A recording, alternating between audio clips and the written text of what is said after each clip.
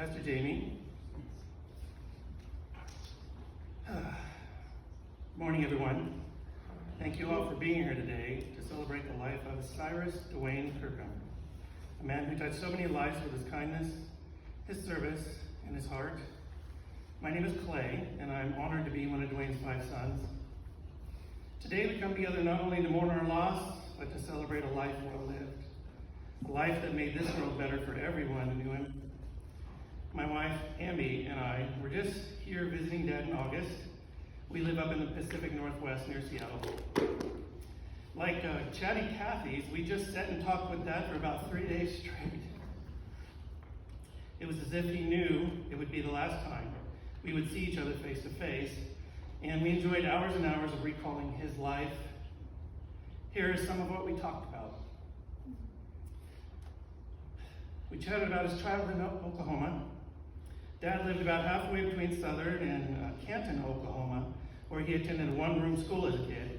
His family had a very productive farm, and Dad was no stranger to hard work at an early age. When I was 12, Dad, Mom, and I packed up into a camper and headed out to a 3-week road trip to Oklahoma, where I got to meet his family and his boyhood friends and personally experience the view of childhood that Dad had. I have to tell you, those folks in Oklahoma were some of the best people I've ever had the privilege to meet. They were warm, welcoming, fun, hardworking, and especially loving, just like Dad. I enjoyed every second of my time there and forged relationships that lasted for years, particularly with Grandma and Grandpa Kirkham. Dad married his first wife, Irene, at age 16, believe it or not. He was too young to be married in Oklahoma, so they headed over to Texas to wed in 1953. His first son, Gary, was born soon after. They later moved to California in 1956, and their second son, Barry, was born soon after that. We chatted about his years in Southern California, and he shared what life was like for he and his young family back then. Dad worked in the Southern California area for a few years before heading here to the Valley. Interestingly, one of his jobs was with McDonnell Douglas. I think it was called McDonnell Aircraft back then, but where he worked on building airplane parts. It's so funny, about 10 years ago, on one of Mom and Dad's trips up to our house and visiting in Seattle, we took them over to the Boeing plant for a tour of the plant and the historical museum, and Dad just loved it.